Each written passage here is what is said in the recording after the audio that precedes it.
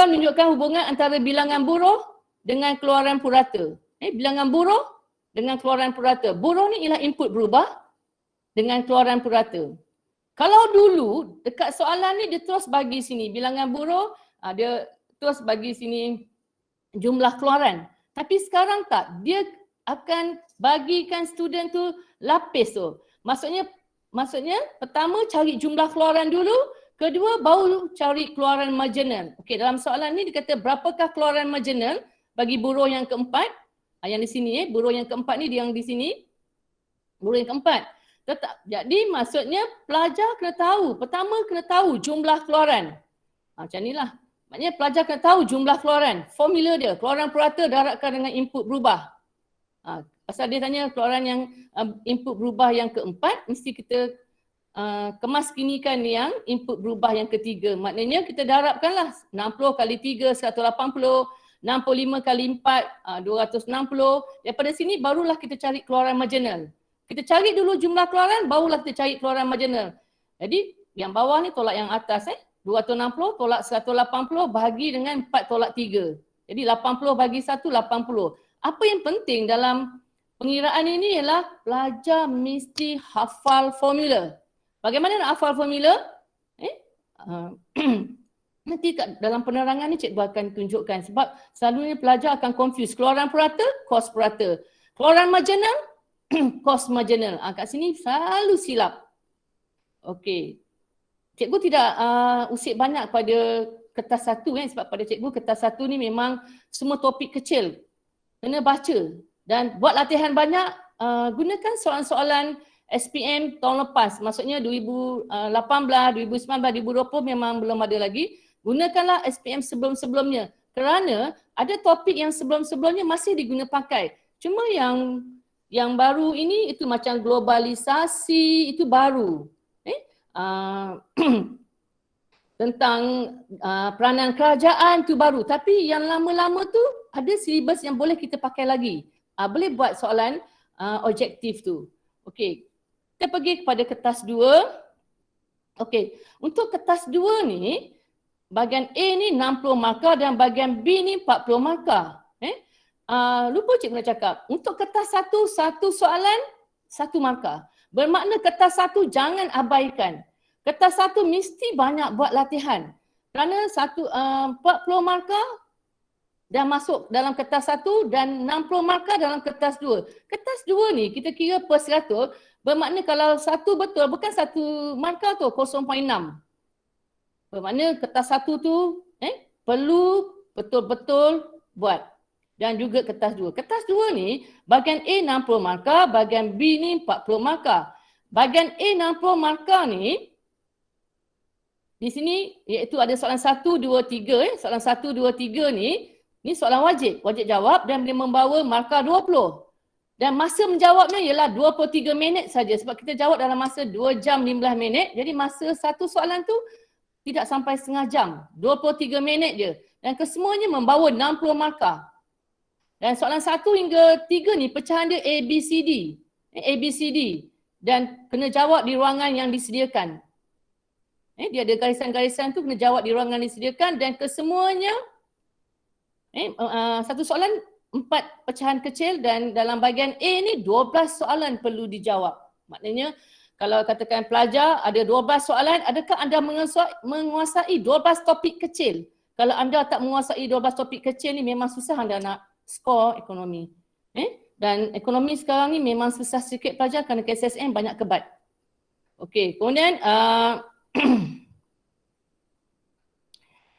ini dalam bahagian A ni juga memang kena ada hafal sikit dan saya dipahamkan untuk tahun-tahun akan datang dekat bahagian A ni dia dah mula nak masuk soalan kebat. Dipahamkan ada rakan daripada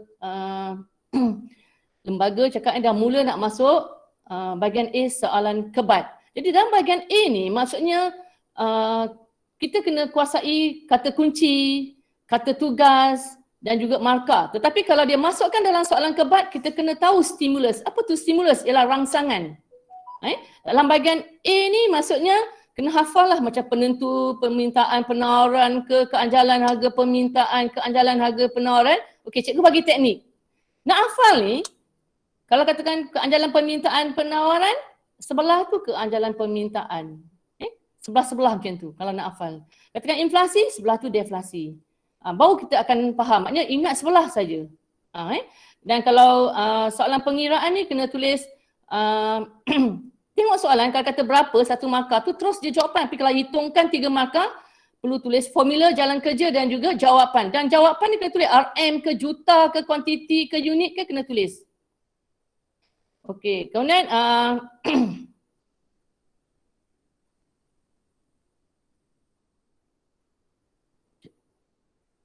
agak susah sikit ni bila tak ada slide show ni. Tak tahulah apa masalah petang ini pelajar. Tak tahulah. Okey. Untuk bahagian B, untuk bahagian B ni soalan 4, 5, 6, 7 pada cikgu, soalan ni memang soalan kebat keseluruhannya dan dia ni kita tak tahu topik apa. Kalau macam bahagian A ni, kalau bahagian A soalan 1 datangnya daripada bab 1 dan bab 2 tingkatan 4. Soalan 2 datangnya daripada bab 3 dan bab 4 tingkatan 4 dan soalan 3 datangnya daripada bab 1 dan bab 2. Tapi kalau bahagian B ni kita tak tahu. Dia boleh rencam maksudnya katakan soalan 4, 4A boleh datang daripada bab 1 tingkatan 4. 4B boleh datang daripada bab 2 tingkatan 4. Dan soalan 4C boleh datang daripada bab 1 tingkatan 5. Jadi di sini markah dia 479 ataupun 569 dan membawa markah satu soalan 20 markah. Dan di sini ada soalan di sini ada markah yang 9 markah. Bila 9 markahnya rubrik. Nanti cikgu tunjukkan macam mana nak jawab soalan rubrik kerana rata-rata pelajar memang takut nak jawab bahagian B terutama soalan rubrik. Terutama soalan rubrik. Okey, ini cikgu dah terangkan tadi ni. Okey. Satu lagi, apabila pelajar dia membuat latihan ke apa, perlu ada senarai semak tu. Senarai semak ni maksudnya bab 1. Adakah anda dah kuasai tentang masalah ekonomi, masalah asas ekonomi, KKP, sistem, buat senarai semak. Kalau tidak buat senarai semak memang susah untuk kita nak tahu di mana kita tidak menguasainya. Okey. Ini adalah sepintas lalu cikgu bagi topik-topik yang keluar sepanjang KSSM ini bermula daripada 2018 hinggalah 2020. Ini adalah tingkatan 4. Tingkatan 4 ni maksudnya kalau kita lihat di sini kalau 1A ni maknanya soalan 1A. Kalau macam kat sini, kalau pelajar lihat ni kalau 4A ni soalan 4A. Keluar daripada bab 1.1 iaitu konsep kekurangan pilihan dan kos lepas.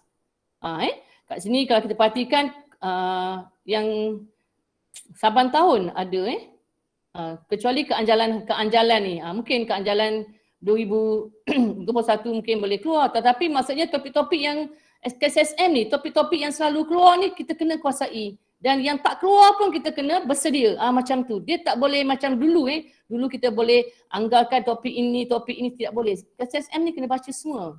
Tetapi daripada situ kita boleh agaklah macam tu. Okey, kemudian ni ialah tingkatan 5. Tingkatan 5 ni menunjukkan peranan kerajaan dalam ekonomi ni selalu keluar.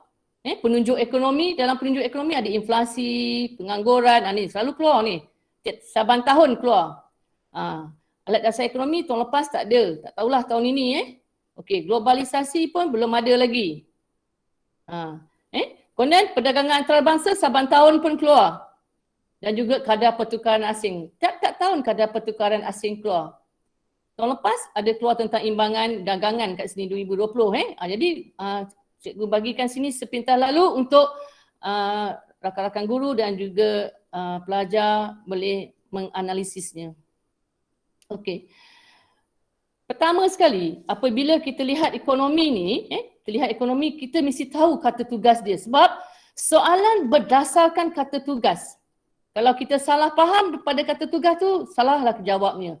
Di sini, macam katakan apakah, ataupun nyatakan. Just kita beri jawapan ataupun fakta. Bagi saja jawapan. Di sini nanti cikgu akan ambil 2-3 contoh macam mana nak jawab ni nanti. Okey, macam kata terangkan. Terangkan ni maknanya satu fakta, satu huraian. Ingat terangkan satu fakta, satu huraian. Tapi kalau huraikan satu fakta, ada dua huraian. Dua huraian ni kita kena ceritakan dengan panjang lebar lah. Maksudnya satu fakta, lepas tu mungkin dalam ni kita boleh masukkan contoh sekali dekat huraikan ni. Kemudian kalau bagaimanakah ni cara ataupun kaedah ataupun langkah. Ingat, kalau bagaimana cara. Kalau katakan bagaimana membuat belanjawan peribadi. Bagaimana nak buat belanjawan peribadi. Contoh. Okey, kemudian di sini.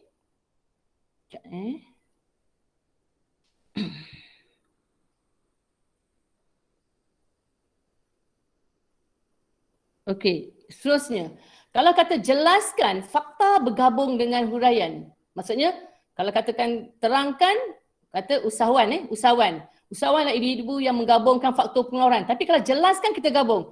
Usahawan adalah individu yang menggabungkan. Kita dapat satu markah. Tapi kalau terangkan dah dapat dua markah. Macam tu. Maknanya jelaskan ni digabungkan fakta dengan huraian. Dan soalan jelaskan ni selalu keluar dalam SPM. Okey, bincangkan mesti dua sisi. Pro and con. Pro and con. Jadi lihat soalan. Kalau kata bincangkan mesti dua sisi. Contohlah, katakan yang petang ni kan cikgu tak adalah nak kasih tensionkan awak. Simple je untuk live awak. Katakanlah peniaga kantin menaikkan harga. Peniaga kantin naikkan harga. Okey, bincangkan. Satu pihak, peniaga kantin. Dia dapat apa? Untung. Satu pihak lagi, pelajar. Maknanya membebankan beban kewangan ibu bapanya. Macam gitu. Maknanya mesti ada dua sisi. Lepas tu kita detailkan lah. Macam tu. Kalau bincangkan mesti dua sisi. Tapi kalau mengapakah, beri sebab. Sebab. Mengapa tak datang sekolah? Cakaplah sebab. Sebab. Jadi selalunya pelajar dia akan confuse kat sini. Dia confuse kat sini. Bagaimana cara dengan sini? Mengapakah? Mengapakah? Sebab. Okey, wajarkah ni maknanya wajar ke tak wajar? Ambil satu saja pelajar. Catat ni. Cikgu dah bagi awak bahan, catat. Kalau wajarkah, ambil satu. Kalau wajar sampai habis tu wajar. Kalau tak wajar sampai habis tu tak wajar. Yang penting bagi alasan. Sama juga dengan setuju. Kalau kata setuju, okey setuju. Jawab dulu, setuju. Okey, bagi alasan. Tak setuju. Satu markah, lepas tu bagi alasan. Jadi jangan pula setuju, lepas tu di pertengahan jawab tu kata tak setuju. Tak boleh. Ambil satu saja. Pilih. Pilih satu. Okey. Kemudian kalau cadangkan. Cadangkan ni kita beri idea lah sama ada positif ke, negatif ke. Cadangkan. Atau kemukakan alasan. Bagi idea. Okey. Kalau bandingkan ni nakkan persamaan dan juga perbezaan. Kalau bandingkan persamaan dan perbezaan. Kalau bezakan ni dinyatakan kelainan. Beza saja. Perbezaan saja. Tapi kalau bandingkan mesti ada persamaan. Kalau bezakan ni beza sahaja. Okey, kalau buktikan, buktikan tunjukkan dengan hujahan. Kalau tak reti nak olahkan dia, tunjukkan dengan angka. Tak reti juga boleh tunjukkan dengan keluk. Okey, sepanjang cikgu mengajar, kadang ada pelajar yang menguasai angka. Okey, tak apalah dituliskan dengan angka, buktikan. Kadang ada pelajar dia tak reti sangat dengan angka. Dia boleh huraikan dengan hujah atau olah. Okey, go on, buat saja. Dan ada juga pelajar yang dia tak boleh ni, dia nak buat keluk. Dia nak lukis keluk, boleh buktikan. Tak kisahlah. Depend pelajar. Sebab setiap orang tak sama. Tapi yang penting buktikan, mesti kita kena buktikan. Nyatakan dia. Okey. Ni cikgu terangkan sikit sepintas lalu soalan SPM sikit beberapa contoh supaya pelajar faham. Okey, terangkan 3 faktor. Terangkan. Terangkan. Okey. Pelajar catat ni. Di luar sana catat. Terangkan ni, okey garis. Terangkan ni maksudnya fakta campur huraian. Satu fakta, satu huraian. Okey, ni kata tugas Tulis, terangkan ni kata tugas. Okey, apakah kata kunci soalan ini? Faktor yang mempengaruhi keandalan harga penawaran sesuatu barang. Ini ialah kata kunci. Okey, berapa markah dia? 6. Maknanya 3 fakta, 3 huraian. Okey, kat sini Tiga faktor yang mempengaruhi keanjalan harga penawaran ialah tambahan kos. Tambahan kos ni fakta. Uraikan dari segi ni. Penawaran tak anjal memerlukan tambahan kos yang sangat besar, manakala penawaran anjal memerlukan tambahan kos yang sedikit. Kenapa kita buat dua-dua? Sebab dekat sini dia tak cakap pun keanjalan harga penawaran anjal ke tak anjal. Bila tak cakap, kena buat dua-dua untuk huraian. Maknanya anjal dengan tak anjal. Sebab dia tak nyatakan kat atas ni. Nyatakan faktor masa. Penawaran tak anjal dalam jangka masa pendek, manakala penawaran anjal dalam jangka masa panjang. Kemudian bilangan firma. Bilangan firma dalam pasaran. Maknanya penawaran tak anjal, bilangan firma adalah sedikit. Manakala penawaran anjal, bilangan firma adalah banyak. Kalau kita perhatikan soalan ini, dia tak cakap anjal ke tak anjal. Bermakna dekat huraian ni kita kena ceritakan anjal dengan tak anjal. Maknanya anjal macam mana, manakala tak anjal macam mana. Tapi dalam soalan 2019 ni, dia cakap sini, terangkan. Maknanya fakta bergabung dengan huraian. Penentu keanjalan harga penawaran. Ini kata kunci. Dia tanya tentang penentu keanjalan harga penawaran, tetapi dia kata barang pertanian yang tak anjal. Maknanya kita hanya nyatakan yang tak anjal saja. Maknanya fakta, ni tambahan kos, fakta, nyatakan yang barang pertanian dia. Maknanya barang pertanian ni kita mesti masukkan dalam huraian kita pelajar. Barang pertanian kita mesti masukkan. Maksudnya penambahan kuantiti barang pertanian memerlukan tambahan kos yang sangat besar. Bermakna kita respon pada soalan ini. Responkan dia ni. Berbanding dengan yang tadi ni, nampak? Yang tadi ni umum. Sebab tu cikgu cakap, apa jua soalan tu kita kena alert, kita kena faham soalan itu. Bukan apa yang kita tahu. Apa yang ditanya. Jadi kat sini, barang pertanian ni yang kita masukkan dalam ni. Maknanya yang tak anjal saja. Okey, contoh macam ni, faktor masa. Penawaran barang pertanian. Maknanya penawaran barang pertanian ni tak boleh ditambah dalam jangka masa pendek. Jangka masa pendek ni untuk tak anjal. Okey, bilangan firma dalam pasaran. Maknanya sedikit pengusaha yang mengeluarkan barang pertanian. Ini semua huraian dia menceritakan tidak anjal. Huraian dia menceritakan tidak anjal. Okey. Seperkara lagi ialah huraikan. Kalau huraikan ni maknanya fakta, fakta bergabung dengan huraikan ni maksudnya fakta, patut ada dua huraian. Contoh macam ni, huraikan jenis-jenis perbelanjaan kerajaan. Huraikan, ini ialah kata tugas. Jenis-jenis perbelanjaan kerajaan ni ialah kata kunci. Okey, markah dia 6. Markah dia 6. Maknanya satu fakta ni ada dua huraian, jadi 3. Satu lagi, satu fakta, huraian dia ada 2, 3. Jadi 3 × 3, 6. Okey, kita lihat di sini.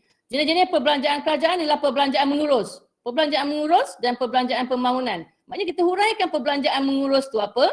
Macam ni, melicinkan jentera kerajaan supaya berjalan lancar dan merupakan perbelanjaan yang berulang. Terus bagi contoh. Contoh emolumen. Emolumen ni gaji. Maknanya kat sini perbelanjaan mengurus satu fakta. Kemudian kat sini kita nyatakan perbelanjaan melicinkan jentera kerajaan. Satu fakta. Kemudian terus pergi pada contoh. Contoh tak payah banyak. Pelajaran satu saja. Contoh emolumen. Okey. Kemudian perbelanjaan pembangunan. Satu fakta. Nyatakan apa itu perbelanjaan pembangunan. Dan terus pergi kepada contoh.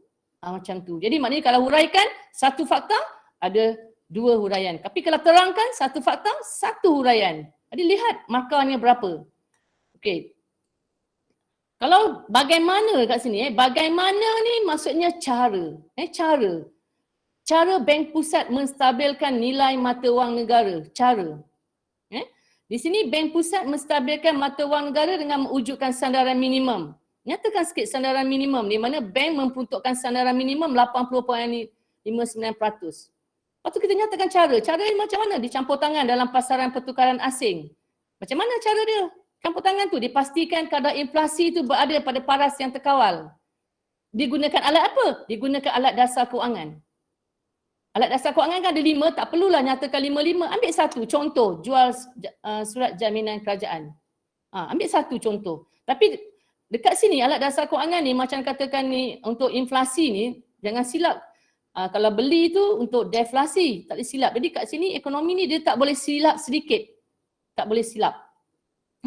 Okey, seterusnya ialah macam ni kata jelaskan tadi yang cikgu terangkan sedikit jelaskan. Fakta jelaskan ni selalu keluar dalam periksa, selalu.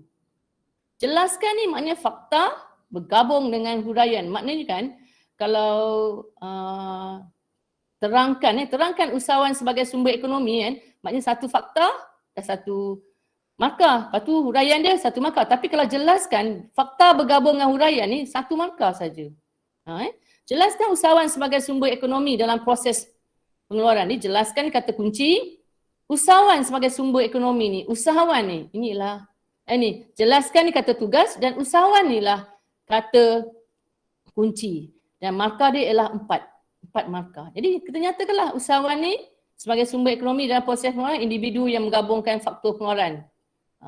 Individu, usahawan ni. Individu yang menggabung faktor pengeluaran. Dia mengeluarkan barang, tujuan nak maksimum untung. Usahawan perlu kreatif, inovatif, bijak merebut peluang dan berani menanggung risiko. Maknanya kat sinilah kita gabungkanlah fakta dengan huraian kita dalam terangkan tentang usahawan ni. Okey, kalau bandingkan perlu ada persamaan. Okey, apa persamaan bandingkan dasar fiskal dengan dasar kewangan? Apa persamaan dia? Merupakan dasar makro.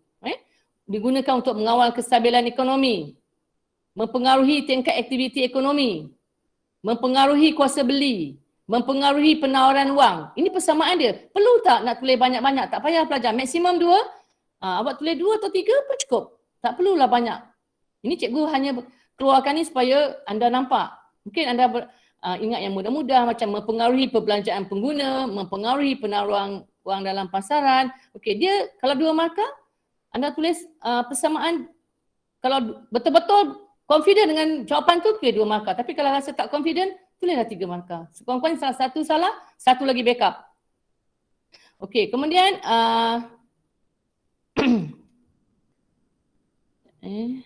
okey, perbezaan pula. Kalau kata perbezaan dasar fiskal dengan dasar kewangan.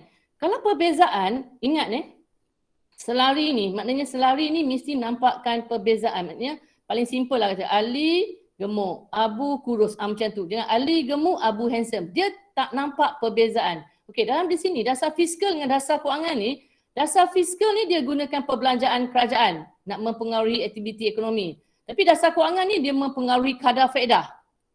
Ni mempengaruhi kadar faedah untuk mempengaruhi ekonomi. Beza ni. Okey, dasar fiskal dirancang dalam bajet. Tapi dasar kewangan dilaksanakan. Dilaksanakan oleh Bank Negara Malaysia. Dasar fiskal ni merupakan campur tangan kerajaan secara tidak langsung dalam ekonomi. Tapi dasar kewangan campur tangan kerajaan. Mempengaruhi pendapatan boleh guna. Dasar fiskal mempengaruhi pendapatan boleh guna.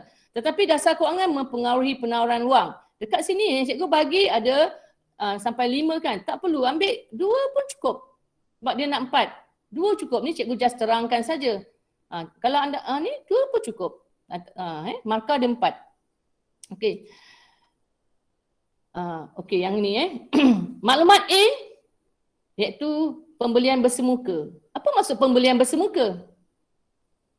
Pembelian bersemuka ni kita beli dengan penjual bersemuka. Merupakan urus niaga yang terbaik. Sekejap Oh ni sekejap ni ni. Maklumat berikut berkaitan dengan kaedah urus niaga. Maklumat A, urus niaga secara bertemu antara pembeli dengan penjual. Bila bertemu ni ialah urus niaga bersemuka. Bertemu. Kita pergi ke kantin, kita beli dengan peniaga kantin, kita bersemuka. Okey. Maklumat B kata penjual menggunakan iklan dia. Pengguna pesan digunakan WhatsApp. Penghantaran barang dengan pos laju. Ini secara online. Maklumat B ni secara online, yang ini bersemuka. Jadi maksudnya kat sini bila ni baca soalan betul-betul ni. Maklumat A, maklumat B. Satu lagi, apabila kata maklumat A, dalam jawapan kita tu mesti tulis maklumat A ke maklumat B kena tulis. Tak tulis, pemeriksa tak tahu yang mana satu yang kita nyatakan di sini. Jadi tulis maklumat A apa dia, maklumat B ke apa dia. Jangan tidak tulis. Okey, kenal pasti. Kenal pasti ni maknanya, kenal pasti maklumat A ni apa? Bersemuka. Maklumat B, pembelian secara online. Dan beri alasan. Bila beri alasan ni, Yang paling baik bagi diri anda berdasarkan maklumat di atas. Maknanya ambil salah satulah yang paling baik. Yang paling baik, ambil salah satu. Katakan kalau macam orang yang macam cikgu, mungkin cikgu suka beli secara bersemuka. Tetapi bagi anda yang usia 17 tahun, 18 tahun ni, suka beli secara online. Jadi, kenal pasti. Dua-dua betul tu pelajar. Dua-dua betul. Tak ada maklumat A aku pilih, aku pilih maklumat B. Tak, dua-dua betul. Sekarang yang penting alasan. Alasan. Okay, lihat sini Katakan maklumat A. Okey, kenal pasti. Maklumat A apa dia? Pembelian bersemuka. Merupakan urus niaga yang terbaik. Okey, kita pilih ni maklumat A. Kata urus niaga yang terbaik. Apa alasan dia? Alasannya kita pergi kedai, beli kedai yang terdekat dengan tempat tinggal kita, kita beli periksa. Contoh macam katakan baju ke, kasut ke, kita boleh cuba, kita boleh rasa kain tu, kemudian kita boleh beli ikut saiz kita. Kemudian kita boleh pilih barangan yang terbaik. Mungkin kat situ ada kain yang rosak ke apa. Kita boleh tawar-menawar, boleh dibagi diskaun dan kita boleh pilihan, boleh bercuba. Cuma waktu COVID ni kita susah sikit lah nak mencuba kan. Tapi dulu-dulu tu memang kita boleh cuba. Tapi kalau beli barang secara maklumat B ni, secara online ni, secara online ni, kalau kita kata maklumat B secara online ni pembelian terbaik, yang penting alasan. Alasan kita. Okey, kenapa? Jimat masa pembeli. Kenapa kita tak perlulah nak pergi ke kedai tu, kemudian dia tawarkan pelbagai jenis produk. Kemudian kita maklumat produk dia pun lebih lengkap, kita ada bukti belian, hantar je resit tu, kemudian harga dipamerkan, pilihan barangan pun terbaik. Bila jimat masa ni kita tak payah pergi kedai tu, jimat kos tambang, petrol. Yang penting alasan pelajar. Yang penting kan, kalau soalan-soalan yang macam suruh pilih yang dia tak ada dalam buku teks tu, so anda berfikir sebenarnya anda tulis apa tu pemeriksa akan terima.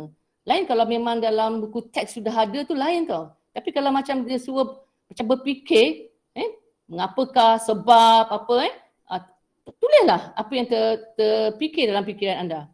Okey, ini ialah tentang yang bahagian A. Tadi tu cikgu terangkan sikit yang bahagian A. Sepintas lalu ibarat ni baru start kereta. Belum masuk gear lagi. Okey, bahagian B ni, bahagian B ni lah yang menjadi isu pelajar.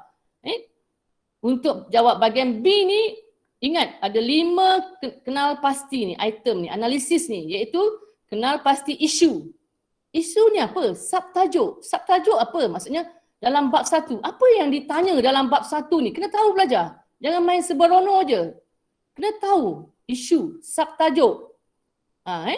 Okey, kedua kenal pasti stimulus. Stimulus ni apa? Rangsangan. Catat pelajar, stimulus ni rangsangan. Rangsangan tu apa? Yang dibagi dalam soalan. Situasi yang dibagi dalam soalan kita panggil stimulus ataupun rangsangan. Kemudian kata tugas. Kata tugas tadi yang cikgu sebut bagaimana, cara, sebab. Tu kata tugas. Okey, kata kunci. Kata kunci ni dia tanya apa? Penentu keajalan permintaan, masalah ekonomi. Itu kata kunci. Dan seterusnya kenal pasti markah. Markah ni penting Okey, 1 markah. Perlu tak nak jawab panjang-panjang? Tak perlu. 9 markah? Perlu. Tu kena ada penanda wacana. Macam tu. Jadi lihat markah. Markah ni sangat penting. Okey, kat sini cikgu terangkan sikit contoh. Okey, kat sini ni soalan SPM macam kata maklumat berikut berkaitan dengan inflasi. Ini ialah subtopik kita. Subtopik. Subtopik. Okey, kedua, kenal pasti stimulus. Maksudnya dia kata RHB ni menjangka inflasi meningkat. Inflasi meningkat. Inflasi. Okey, kenapa inflasi ni meningkat? Oh, ini disebabkan oleh meningkatnya kos binaan, kos perniagaan. Kerana harga bahan api ni lebih tinggi, tak ada subsidi, jadi meningkatlah kos perniagaan dia. Dan juga menyebabkan harga import yang lebih tinggi. Jadi kat sini kita dah tahu dah, ini ialah inflasi tolakkan kos. Kenapa? Bahan api tinggi menyebabkan inflasi. Inflasi ada 3. Jadi kena ingatlah inflasi ada 3. Yang nyatakan ni kos, inflasi tolakkan kos. Ini harga import, ini inflasi diimport. Inflasi tarikan permintaan dia tak tanya. Dia tak tanya tak payahlah pelajar, tak payah. Yang dia tanya saja. Walaupun kita baca ada, kita tahu inflasi ada 3, tak payah. Yang tak ditanya tidak perlu. Okey. Inilah stimulus. Stimulus ni apa yang ditanya dalam soalan. Apa yang ditanya dalam soalan. Okey. Kemudian kata ni, terangkan ni. Ni terangkan, kata tugas bincangkan, ni perlu ada dua sisi. Bincangkan. Okey, cadangkan. Cadanglah, kita beri pendapat lah. Okey. Kalau kata terangkan dua jenis inflasi. Tadi ni, inflasi tolakkan kos dengan inflasi diimport. Kita terangkan satu fakta, satu uraian. Okey, bincangkan kesan terhadap ekonomi. Kesan terhadap ekonomi. Okey, bincangkan. Bincangkan ni maksudnya dia kat sini ada 6 kesan. 5 tu semuanya negatif. Terangkanlah harga naik, tabungan berkurang. Tapi ada positifnya satu. Positifnya apa? Kadar pengangguran berkurang. Itulah boleh dapat 7 markah. Macam tu. Boleh dapat 7 markah. Maknanya kena faham betul-betul soalan. Okey, cadangkan. Okey, kalau cadangkan tindakan yang perlu anda. Bila anda mesti tulis saya. Saya perlulah sanakan bagaimana. Saya perlu berjimat cermat. Saya perlu membuat belanjawan peribadi ke. Hurai dengan detail. Kenapa ini 9 markah. 9 markah ni dia tak perlu fakta banyak. Yang penting satu fakta, ada huraian dan juga huraian secara mendalam. Okey. Ini sebentar lalu Okey, cikgu terangkan sikit. Topik-topik. Dalam topik tingkatan 4 ni, bab 1 ni apa dia ni? Masalah ekonomi, faktor pengeluaran, KKP, sistem ekonomi, ciri dan masalah asas ekonomi. Ini ialah bab 1. Bab 2 ni kena keluk. Keluk dan juga kira. Apa keluknya? Permintaan, penawaran, keseimbangan pasaran dengan keanjalan. Ni bab 2 ni. Okey.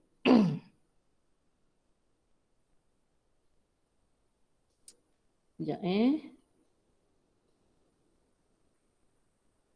Okey, bab 3 ni ialah wang dan bank. Maknanya dalam ni tentang wang, bank pusat, bank perdagangan, lepas tu penggunaan pendapatan individu, belanjawan peribadi, risiko pulangan untuk pengetahuan pelajar. Tingkatan 4 ni awak tak boleh share lekson. Maknanya awak kena belajar semua tingkatan 4. Sebab tingkatan 4 punya lebih mudah lagi daripada tingkatan 5. Jadi kalau awak jawab dah baca tingkatan 4 ni, awak boleh jawab 2 soalan. Maknanya soalan 1 dan soalan 2.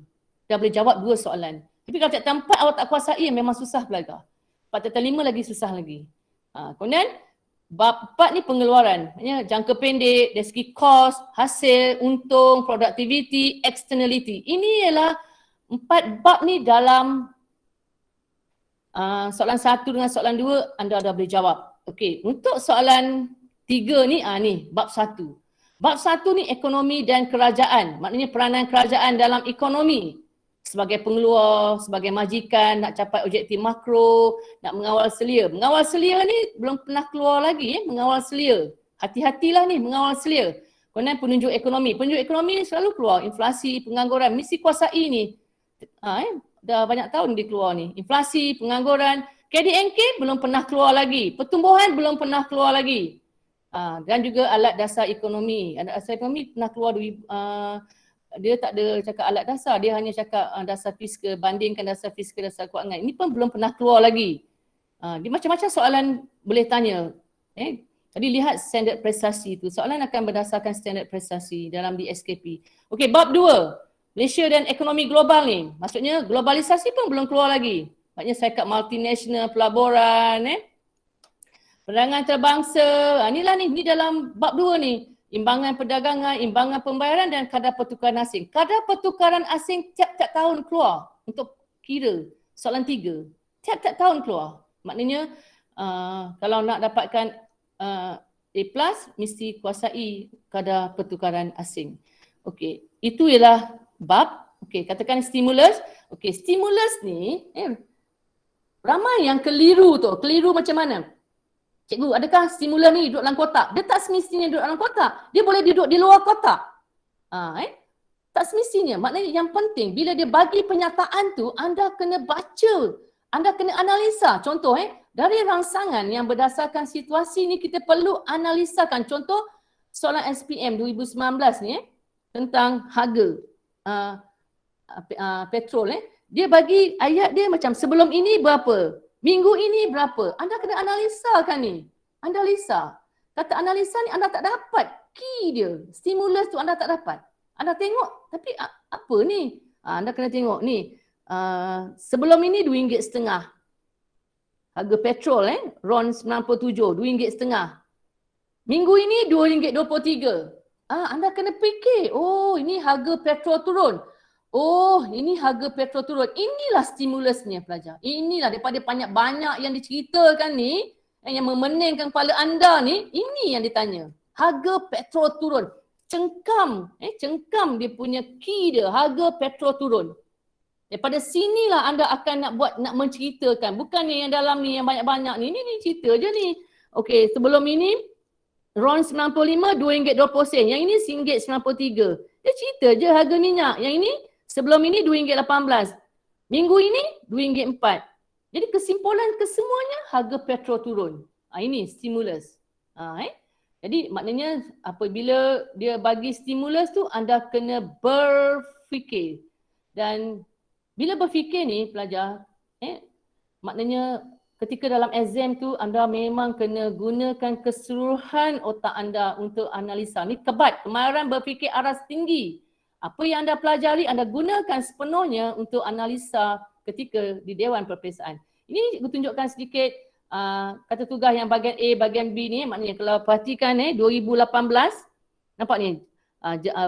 Jelaskan bagaimanakah, ni bahagian soalan 1A, lukiskan. Kalau lukiskan ni biasanya dia ada skala. Kalau lakar tu just tak ada skala.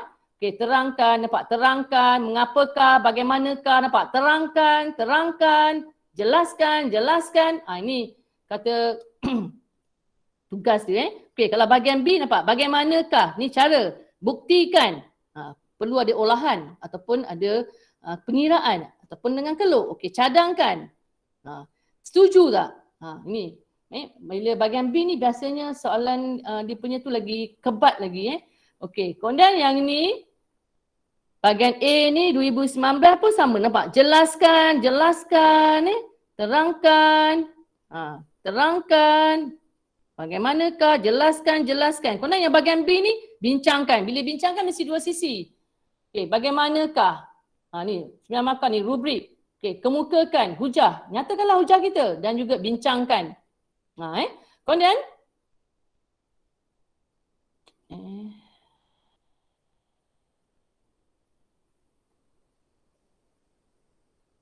okey, sekejap pelajar.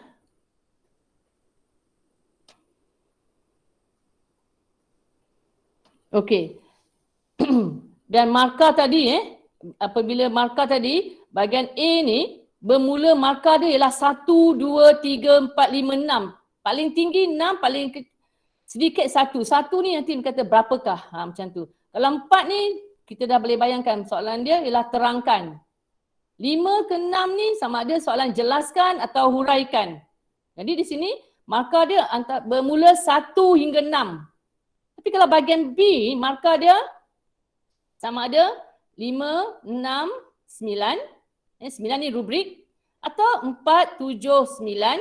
9 ni pun rubrik atau 4, 9, 7. Kadang-kadang tak semestinya 9 yang dekat C pelajar. 9 ni satu tahun tu pernah duduk kat B. Jadi bila baca soalan lihat markah dia berapa.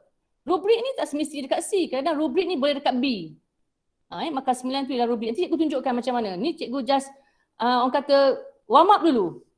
Okey, jadi kat sini perlu kuasai ni konsep ekonomi, jadual, keluk, kira.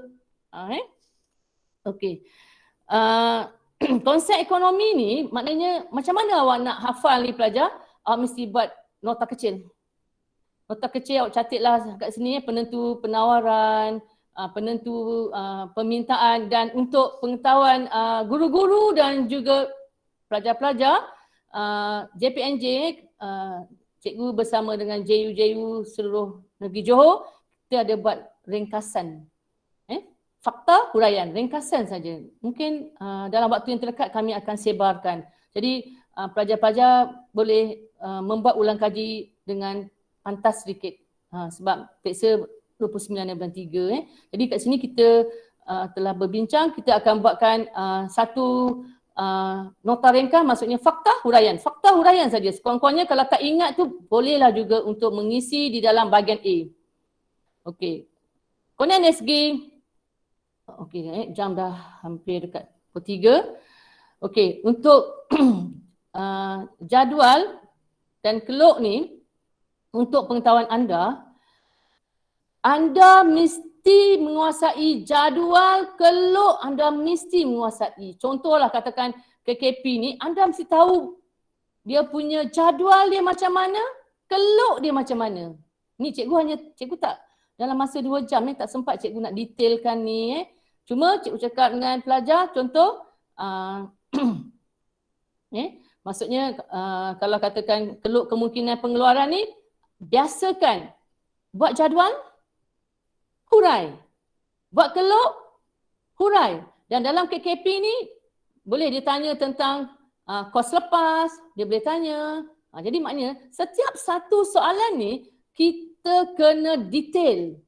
Contoh kalau macam katakan orang berperang, bukannya dia tembak depan saja. Dia boleh tembak atas, bawah, kiri, kanan, depan, macam tu. Jadi setiap satu topik tu kita kena terangkan secara detail. Maknanya pelajar mesti menguasai jadual macam mana nak buat KKP ni.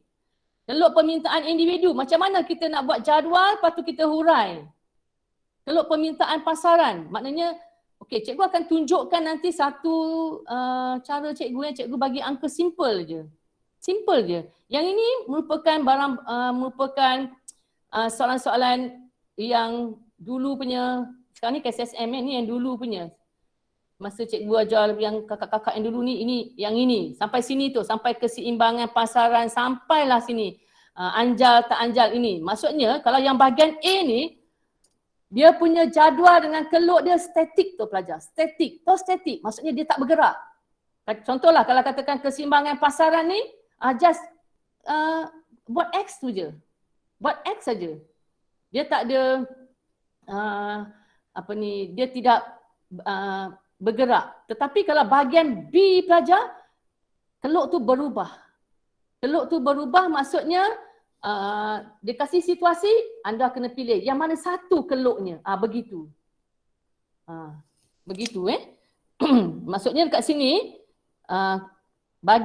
maksudnya kalau bahagian A ni anda mesti kuasai jadual, jadual dia, macam mana nak huraikan daripada jadual, macam mana nak lukis keluk, nak huraikan dengan penerangan keluk dia ni. Yang ini cikgu tak tanya, tak ajarlah detail. Maknanya cikgu membayangkan cikgu awak telah ajar. Sebab ini ialah silibus lama punya, silibus lama. Maknanya cuma cikgu nak terangkan awak macam ni je. Kalau katakan keluk permintaan individu ni satu keluk saja. Tapi kalau keluk permintaan pasaran sekurang-kurangnya anda buat 3 keluk. Kalau perubahan kuantiti diminta sama dengan keluk permintaan individu. Kalau perubahan permintaan ni keluk dia beralih ke kiri ke kanan. Kalau barang pengganti ni awak letak S. S tu macam keluk penawaran. Tapi kalau barang penggenap ingat P. Permintaan, macam keluk permintaan. Cikgu ulang sekali lagi, selalu kat sini pelajar confuse. Kalau barang pengganti ni dekat kertas awak tulis S. S tu macam mana? Dia macam keluk penawaran. Dia macam keluk penawaran, cuma kalau keluk penawaran tu tulis harga RM kan? Harga RM. Sini kuantiti unit. Tambah dia. Sini harga apa? Harga T. Barang pengganti, harga T. Yang sini kuantiti kopi. Tambah 2. Kalau barang pengganti ni mesti ada 2 barang. Kalau pengganti, tapi kalau penawaran tak perlu. Penawaran tu maksudnya harga RM kuantiti unit. Itu penawaran. Tapi kalau pengganti ada 2 barang. Maksudnya harga letak harga T. Kalau kuantiti kopi unit. Tapi kalau penggenap dia macam keluk permintaan. Dia macam keluk permintaan. Lukislah macam keluk permintaan. Maknanya kalau harga kereta. Kalau kuantiti tu petrol, penggenap. Macam tu. Okey, keluk penawaran individu. Keluk penawaran individu, 1 keluk. Keluk penawaran pasaran, 3 keluk. Perubahan kuantiti ditawar sama macam keluk penawaran individu. Perubahan penawaran sama ada ke kiri ke kanan dan keseimbangan pasaran. Ini adalah silibus lama pelajar. Maksudnya pelajar mesti kuasai. Kita tak tahu kalau tanya cikgu cakap terus terang keluk pelajar mesti buat semua. Kita tak berani nak spot, takut tak keluar. Cuma lanjutan daripada keseimbangan pasaran ni lah yang kita pergi kepada bahagian B tu. Daripada sini mesti kuasai tau. Kata kuasai macam mana nak berubah dia. Okey, yang ni bahagian A tau. Cikgu tak detailkan lah sebab masa dah pukul 3-5 minit tak detail. Just cikgu tunjukkan ni lah. Ini boleh keluar bahagian A, tak tahu di mana satu. Caranya ialah buatlah. Buat semua. Okey. Untuk yang katakan kalau yang hukum permintaan ni cikgu share sedikit sajalah Okey, cikgu gunakan harga 123. Harga 123 maksudnya kuantiti harga RM1, kuantiti 30. Ini yang cikgu gunakan. Cara ni je. Maksudnya harga 2, kuantiti 20. Harga 3, 10. Maknanya bila harga ni rendah, maknanya kuantiti ni banyak. Kuantiti banyak yang dibeli. Permintaan ni untuk pengguna. Okey, cikgu gunakan angka ini. Simple saja. Yang penting dengan angka ini kita boleh nak tunjukkan kalau katakan keluarlah untuk bahagian B punya. Kita gunakan angka yang simple tapi pemeriksa tu faham apa yang kita lukiskan ke tu. Okey, sini macam ni lah. Penawaran pun sama. Cikgu gunakan macam ni je. Harga 123 gunakan simple.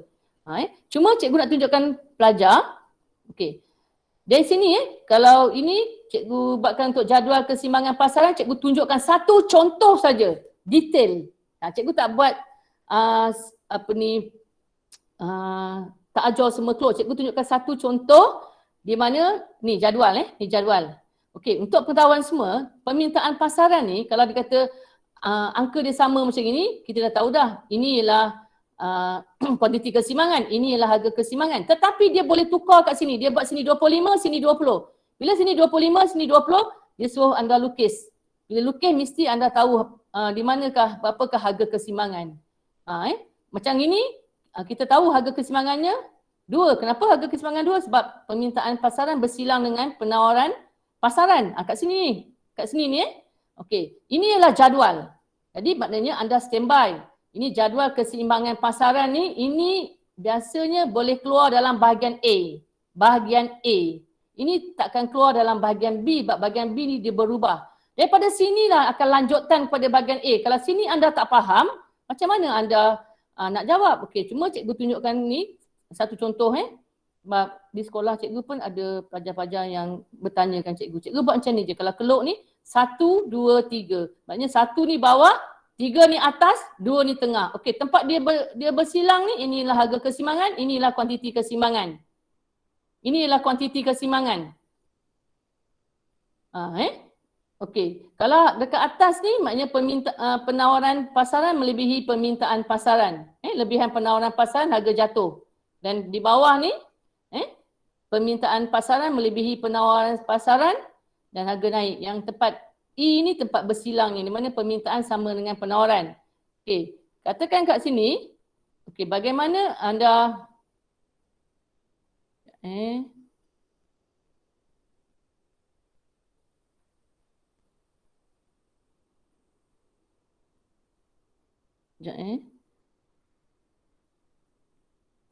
Okey, katakan ni pelajar. Okey, di sini cikgu dah setkan out ni. Kalau katakan dekat atas ni, di atas ni macam ni tu. Katakan ni harga 2 maknanya atas ni 3, 4, 5 tu atas. Katakan kalau cikgu tukar sini harga ni tengah ni, kat tengah ni cikgu tukar pada 3. Maknanya bawah dia ialah 1, 2 tau. Atas dia 4, 5, 6. Tapi kalau cikgu tukar kat sini, katakanlah 4. Kat tengah-tengah ni 4. Bawah dia 1, 2, 3. Atas dia 5, 6, 7. Macam tu pelajar. Anda mesti kuasai ni. Sebab daripada sini anda dah faham mana atas, mana bawah, mana tengah. Okey.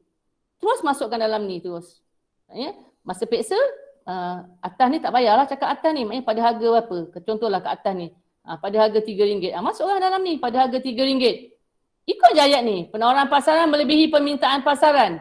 Lebihan penawaran pasaran sebanyak berapa? Tolak je. Ni, sini. Pada harga RM3. 30 tolak 10.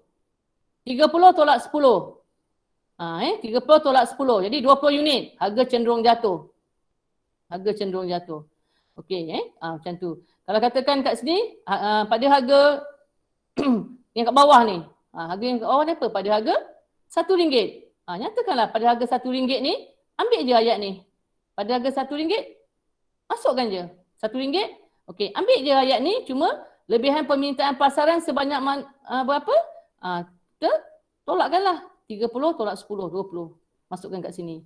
Dan harga kesimbangannya ialah pada harga RM2. Maknanya harga kesimbangan RM2 kali 3 kesimbangan 20. Ini adalah bahagian A pelajar. Cikgu rasa macam nak keluar je sebab tak keluar lagi kesimbangan pasaran ni. Okey. Kesimbangan pasaran ni belum keluar lagi. Okey, katakan kat sini Tadi cikgu bagi angka sama tu. Okey, ni tak ada dalam anda punya ni cuma cikgu nak tunjukkan sepintas lalu. Kalau katakan pada harga RM3 ni yang sini ni, pada harga RM3 ni, permintaan pasaran dia berapa? 40. Penawaran pasaran dia berapa? 150. Jadi jadi pada harga RM3 ni penawaran pasaran melebihi permintaan pasaran. Lebihan penawaran pasaran sebanyak berapa? Ni 150 tolakkan dengan 40 ni. Jadi 110. Harga cenderung turun. Okey, yang berwarna merah ni pada harga RM1. Okey.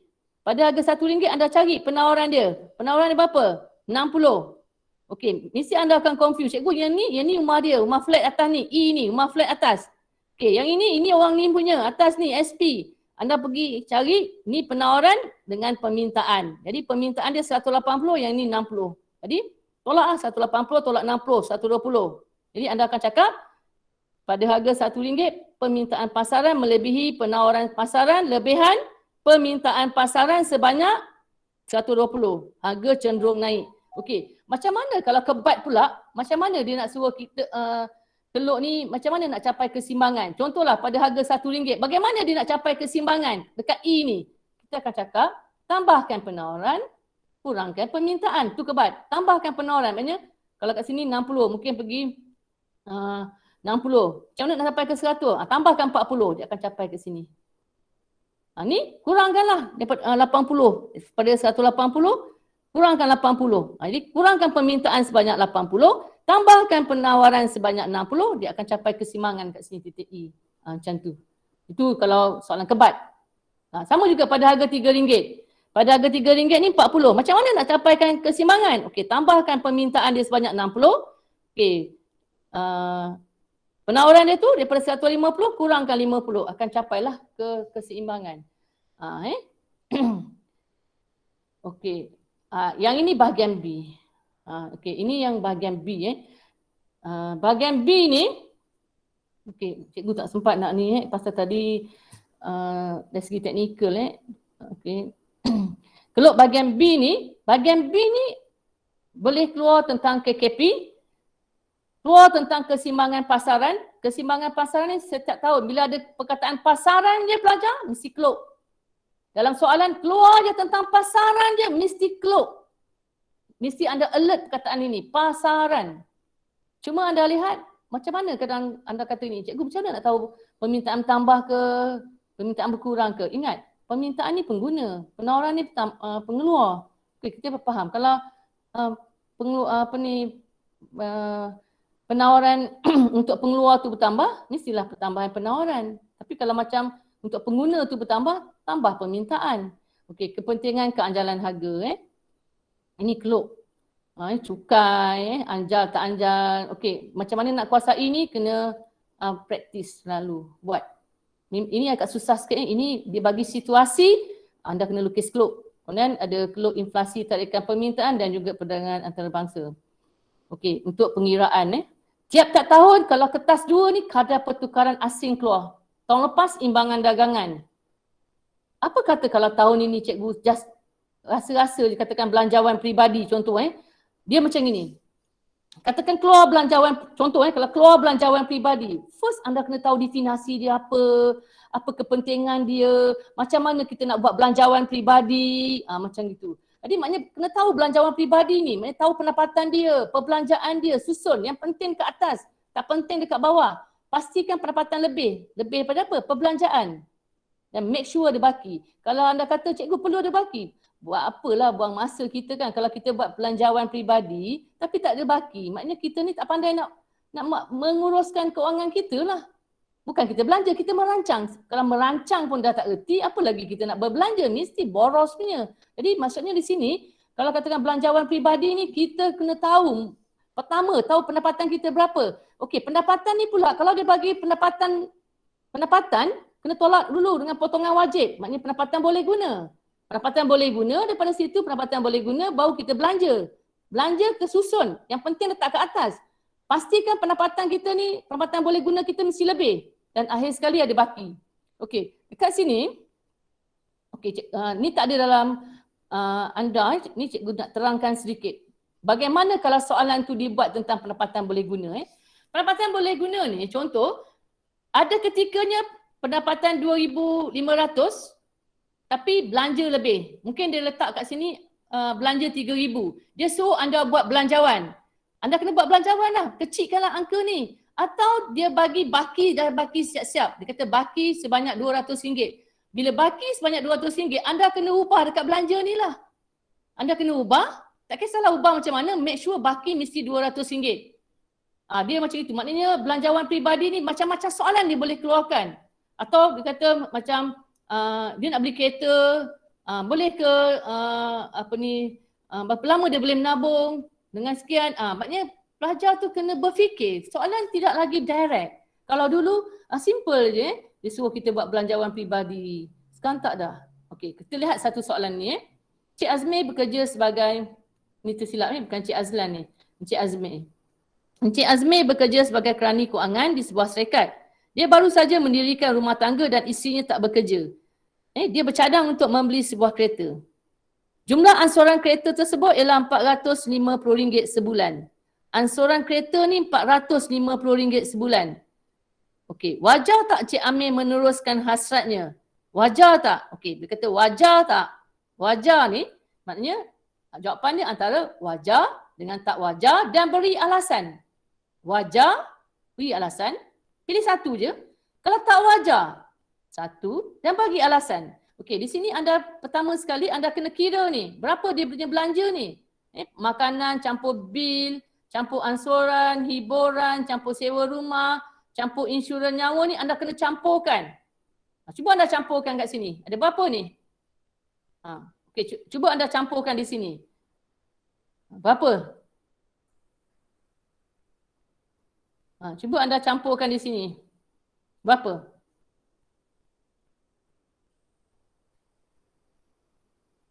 RM2,300 RM2,300. Jadi di sini pendapatan boleh guna dia tolakkan dengan RM2,300. Maknanya baki dia tinggal RM200. Dia nak bayar ansuran kereta ni RM450 sebulan. Boleh ke? Dia suruh anda berfikir. Jumlah ansuran kereta ni RM450. Tapi duit yang anda ada ni RM200. Sebab RM2,500 tolak RM2,300 ni yang perbelanjaan ni. Okey, tinggal RM200. Boleh ke ni? Wajar tak? Tak kisah. Anda jawab macam mana? Okey, katakan wajar. Kenapa tak wajar? Kenapa? Okey, katakan cikgu tunjukkan kat sini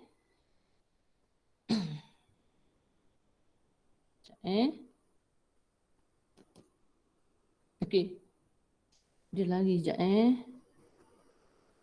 Okey. Kalau dia kata tak wajar, kenapa tak wajar? Perbelanjaan sara hidupnya tinggi pasal dah RM2,300. Perbelanjaannya RM2,300. Baki tinggal RM200 je. Baki tinggal RM200 dia nak bayar kereta RM450. Mesti kos kereta tu penyelenggaraan kereta, servis dia, apa tu, kang rotek apa semua tu kan. Mana mampu dia. Lebih baik dia gunakan kos pengangkutan awam. Macam mana kos pengangkutan awam? LRT ke, MRT ke, tu lebih mudah lagi dan menjimatkan lagi. Okey. Pilih satu je pelajar. Katakan tak wajar. Tadi tu tak wajar, katakan wajar ni. Kalau wajar, macam mana tu pelajar? Pasal gaji dia tinggal RM200 saja. Dia nak bayar ansuran dia RM450. Mana nak cari duit RM250? Okey, kita kata kat sini, mungkin dia ni buat ada kerja sampingan. Kerja sampingan dia mungkin dia buat ada jualan dalam talian. Dia boleh menampung bayar duit kereta RM200.5 tadi. Ataupun dia beli kereta, dia boleh buat Grab. Dia boleh buat Grab, dapat income dia, pendapatan dia. Jadi dia dapat boleh membayar duit kereta. Dan kenapa dia nak juga beli kereta ni? Sebab nak memudahkan pergerakan dia dan jimat masa. Selain itu juga dia nak meningkatkan image dia. Macam tu. Jadi kat sini cikgu dah terangkan sedikit sepintas lalu pelajar. Maknanya kalau soalan tentang pendapatan belanjawan peribadi ni, kalau katakan keluar dalam bahagian A, dia dah mula suruh anda berfikir kebat. Dia takkan direct dah. Okey. Untuk tinggal lagi masa lebih kurang dalam 45 minit. Okey, cara nak jawab perubahan keseimbangan pasaran ni. Okey. Kat sini maksudnya kalau katakan kita nak lukis keluk ni, maknanya pertamanya ialah kita fahamkan dulu pengeluar ni maksudnya apa? Penawaran. Pengguna maksudnya apa? Permintaan. Kemudian kita kena tahu arah anak panah ni, harga naik ke, harga turun ke, dan paling mudah ialah bila kita lukis keluk asal dulu. Lepas lukis keluk asal, huraikan dulu. Baru anda lukis keluk baru dan huraikan, baru anda rumus ni lihat anak panah. Rumus ni nanti cikgu terangkan macam mana. Okey, sepintas lalu sini. Kat sini teknik lukis keluk ni buat L dulu. Buat L Buat L, lepas tu awak labelkan. Harga RM kosong, quantity unit. Terus labelkan Kat sini kejap pelajar cikgu dia kejap macam ni. Kejap Okey, macam ni contohlah nak lukis keluk ni ni, buat L. Buat L, maknanya terus labelkan ni. Label harga RM, harga RM. Okey, quantity unit kosong ni kena tuliskan. Tulis penuh ni, quantity unit. Okey, lepas tu buat X. Buat X. Lepas tu gariskan ni. Dah garis. Lepas tu label. Label lah macam ni, P kosong. Labelkan P kosong, E kosong, labelkan ni. E kosong kat sini, S kosong, labelkan semua ni. S kosong sini, S kosong, sini D kosong. Lepas tu anda terus huraikan. Jangan buat lagi yang baru. Jangan. Nanti anda pening. Anda cakaplah keseimbangan apabila keluk permintaan bersilang dengan keluk penawaran pada titik E kosong. Harga keseimbangan P kosong. Kuantiti keseimbangan Q kosong. Itu keseimbangan asal. Anda huraikan. Okey, lihat soalan ni. Lihat soalan, katakanlah situasi dia, katakan permintaan bertambah. Kalau permintaan tambah, belah kanan. Kalau permintaan berkurang, di sebelah kiri. Kalau penawaran tambah, penawaran di sebelah kanan. Tambah. Kalau berkurang, di sebelah kiri. Baru anda dah lukis keluk ni, baru hurai. Ingat pesan cikgu? Buat yang asal dulu, hurai.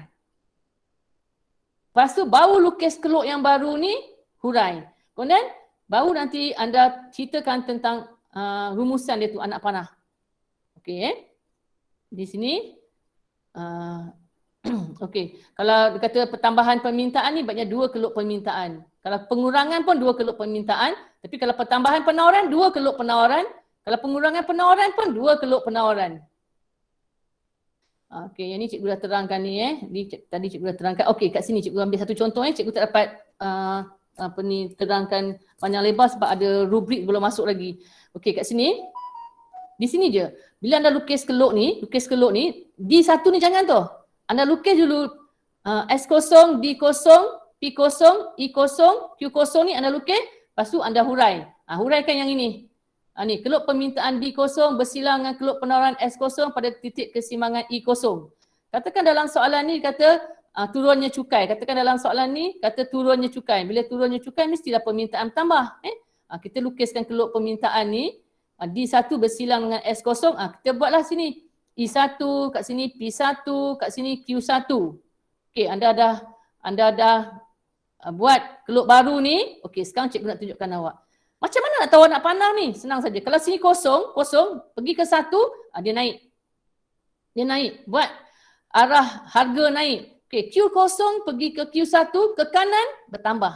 Kalau ke kiri berkurang. Tapi kalau harga ni kosong ke atas, 1 kat bawah, harga turun. Itu saja pelajar. Cikgu ulang. P kosong pergi P1 ni harga naik. Harga naik. Tapi kalau kosong ke atas, 1 kat bawah, harga turun. Itu saja pelajar. Maknanya anda, macam mana anda nak ingat? Kosong pergi ke 1, kosong pergi ke 1, P kosong pergi P1, harga naik. Q kosong pergi ke Q1, kuantiti naik. D kosong pergi D1, harga naik. Ini permintaan tambah. Tapi kalau sini yang merah ni D0, yang hitam ni D1, maknanya permintaan tu berkurang. Itu sahaja. Perlu tulis anak panah ni pelajar. Perlu. Okey. Daripada sini, anda huraikan. Apabila turun cukai, permintaan tambah dari D0 ke D1. Okey, macam mana anda nak tahu lebihan permintaan ni? Anda nampak sini. Anda nampak sini. Kalau harga naik je mesti lebihan permintaan. Tapi kalau harga turun, mesti lebihan penawaran. Cikgu ulang sekali lagi. Kalau harga naik, mesti lebihan permintaan. Kenapa? Kat bawah ni, lebihan permintaan. Kalau kat atas ni, lebihan penawaran. Okey, lepas tu terus ceritakan. Keseimbangan baru tercapai apabila keluk permintaan D1 bersilang dengan keluk penawaran S0 pada titik keseimbangan yang baru I1. Harga naik. Ambil je ni. Ambil je ni. Harga naik P0 ke P1. Kuantiti naik Q0 ke Q1. Macam tu. Okey. Jam dah ni. Okey, cikgu harap guru anda akan menerangkan je lah pelajar sebab cikgu just langkah. Takut tak sempat yang bahagian rubrik. Okey. Cuma yang ini sekejap sebelum kita pergi soalan sikit ni. Okey, kita pergi soalan ni. Ni yang cikgu kata selalu keluar dalam soalan SPM Petikan akhbar berikut berkaitan dengan usaha sama proton jili. Harap usaha sama proton jili, tengok dia tak ada kadang, dia tak semestinya ada dalam kotak tu. Stimulus ni tak semestinya ada dalam kotak. Hasilkan kereta yang lebih baik. Bila hasilkan kereta yang lebih baik ni kata usaha sama proton, hasilkan kereta yang lebih baik, yang berkualiti lah. Jadi Tun Dr. Mahathir kata usaha sama ni antara proton dengan jili dapat hasilkan kereta proton yang lebih baik. Sekaligus dapat buka jalan bagi proton pasang. Bila pasang dan pasarkan di negara China. Mestilah mestilah penawaran kereta proton ni bertambah. Sebab apa? Nak pasang, nak hantar ke China. Jadi bila awak baca soalan tu, mesti awak faham. Oh, dia mesti banyak dia nak keluarkan ni. Pasal dia nak hantar ke negara China. Okey, lihat soalan ni. Jelaskan kesan usaha sama terhadap pasaran. Bila kata pasaran je ni pelajar, pasaran saja automatik itu mesti keluk pelajar. Keluk. Pasaran je mesti lukis keluk. Okey, macam mana kita nak tahu dia lukis keluk? Okey, anda fahamkan kat sini. Dia akan buatkan penawaran dia tu bertambah. Penawaran dia tu bertambah. Bila penawaran tu bertambah, mestilah kita pilih keluk yang mana. Okey, kat sini tadi cikgu ada 4 tadi sini cikgu pilih. Anda lihat, ini permintaan yang bertambah. Yang kedua, apa dia? Ini penawaran yang bertambah. Yang ini penawaran yang berkurang. Macam mana kita tahu penawaran kurang? Lihat ini S0, S1. Kalau S0 pergi ke S1 ni, maknanya ke sebelah kiri berkurang. Ke sebelah kiri berkurang. Ke sebelah kanan tambah. Jadi kita akan kita ambil yang mana? Mestilah kita ambil yang mana pelajar? Agak-agak awak kita ambil yang mana? Mestilah penawaran bertambah. Kita ambil, kita lukis keluk ni. Ingat pesan cikgu? Bila kita lukis keluk ni, mula-mula kita buat S0 dengan D0. Kita buat ni dulu. S1 jangan buat lagi. Mula-mula buat L. Buat N, label. Buat N, label. Lepas tu kita buat X.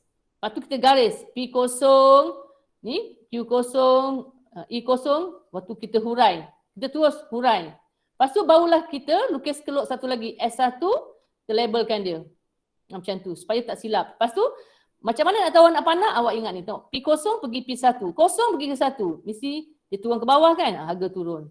Q0 pergi ke Q1. Maknanya kuantiti dia bertambah. S0 pergi ke S1. Maknanya penawaran tambah. Kalau penawaran kurang, sebelah kiri. Penawaran tambah sebelah kanan.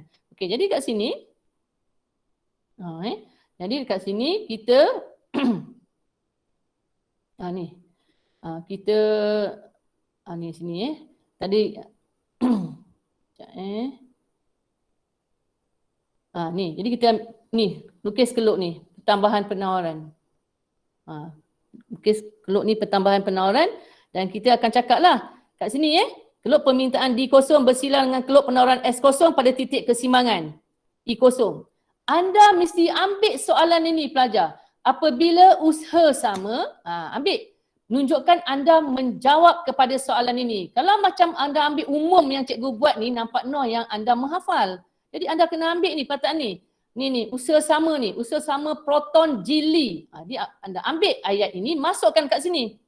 Apabila usaha sama proton dan jili, penawaran tambah dari S0 ke 1. Just anda tambah ini saja. Apabila usaha sama proton dan jili, terus saja anda buat penawaran tambah S0 ke S1. Lebihan penawaran, harga cenderung turun. Terus ceritakan keseimbangan baru. Dan nak ceritakan harga naik ke harga turun, tengok saja kepada anak panah ni. Harga turun P0 ke P1. Kuantiti bertambah Q0 ke Q1. Okey, kalau katakan kat sini, okey. Sejak 1 minit sekejap. Maklumat berkaitan dengan pandemik COVID-19, pandemik. Pelbagai sektor terima impak wabak COVID-19 ni.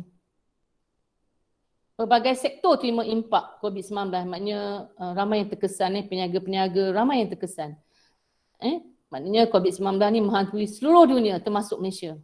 Penularannya menghambat ekonomi, sosial, politik negara, namun dari sisi lain beri sedikit implikasi positif. Kalau awak perhatikan COVID-19 ni ramai peniaga yang terkesan, tetapi di sektor lain ada yang dapat untung seperti mask. Mask tu untung sanitizer. Dia punya syarikat dia dapat untung yang berlipat kali ganda. Bukan semuanya terkesan. Maknanya tengok apa yang dia niagakan tu. Okey, maklumat 2. Kedai dibuka untuk makanan dibawa pulang saja. Okey, kalau kita perhatikan, kedai dibuka untuk makanan dibawa pulang. Orang hanya beli makanan je, air tak beli. Kesian kan dengan peniaga yang jual air tu. Tak apa laku tu. Perniagaan dia. Okey. Sekarang soalan dia. Jelaskan kesan maklumat 2. Okey, dia ada 2 maklumat kan? Maklumat 1, maklumat 2. Maklumat 2 terhadap pasaran makanan di Malaysia. Maklumat 2 yang ini. Kedai dibuka untuk makanan dibawa pulang saja. Cikgu bagi 1 minit sekejap awak berfikir, boleh tak? Kalau yang pandai tu boleh tak? Pasaran ni, apa maksud pasaran? Lukis keluk kan? Ni pasaran ni, lukis keluk. Kedai dibuka untuk makanan dibawa pulang saja. Maklumat 2 ni. Jadi apa kita nak ceritakan kat sini pelajar? Cuba awak lukiskan sedikit keluk dia. Sekejap. Lukiskan keluk.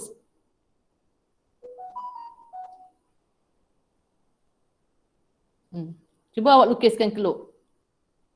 Keluk apa yang kita nak masukkan kat sini? Kedai dibuka untuk makanan dibawa pulang saja.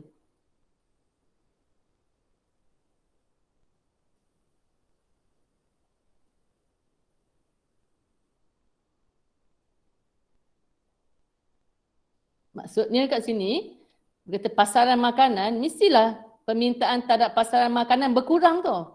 Bila permintaan terhadap pasaran makanan berkurang, keluk apa yang kita nak ambilkan kat sini? Yang ada 4 keluk ni. Kalau kita perhatikan kat sini, keluk ni, keluk ni. Ni mestilah permintaan makanan berkurang. Keluk ni lah kita buat. Ingat pesan cikgu? Lukiskan keluk yang asal, barulah yang baru. Dan dekat mana kita nak betulkan kat sini? Dekat sinilah. Apabila peningkatan cukai ni kita buang, kita katalah apabila hanya dibuka hanya untuk belian je, dia tak makan kat kedai tu, maknanya permintaan makanan. Mesti cakap sini permintaan makanan. Apa yang ditanya tu awak masukkan sedikit dalam huraian anda. Barulah nampak anda matang menjawabnya, matang. Maknanya dia tanya apa? Maknanya orang tanya, mak siapa nama? Awak jawab nenek dah meninggal. Macam mana orang dapat markah? Mak siapa nama? Pak Beda. Contoh macam tu.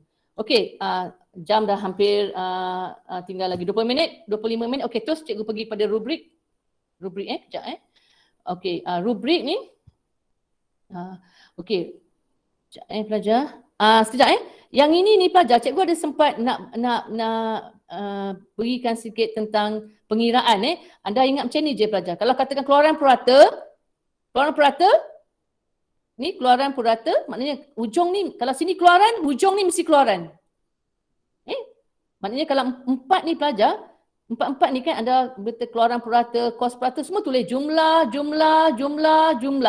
Okey. Kalau keluaran, hujung ni jumlah keluaran. Kalau kos purata, hujung ni jumlah kos. Okey, bila kata keluaran je, bawah ni input berubah, Bawah ni kos purata, bawah dia ialah kuantiti ataupun keluaran ataupun output. Sama Khatijah, KD, K, sama orangnya. Okey, kalau keluaran marginal ni, keluaran purata anda tak perlu nak hafal banyak-banyak, anda ambil keluaran purata, just tambahkan perkataan perubahan. Kalau kos marginal, ambil je kos purata ni, just tambahkan perubahan.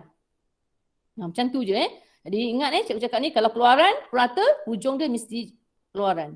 Kalau kos purata, hujung dia mesti kos. Okey, satu lagi pelajar akan confuse kos berubah dengan kos berubah purata. Kalau kos berubah, jumlah kos tolak kos tetap.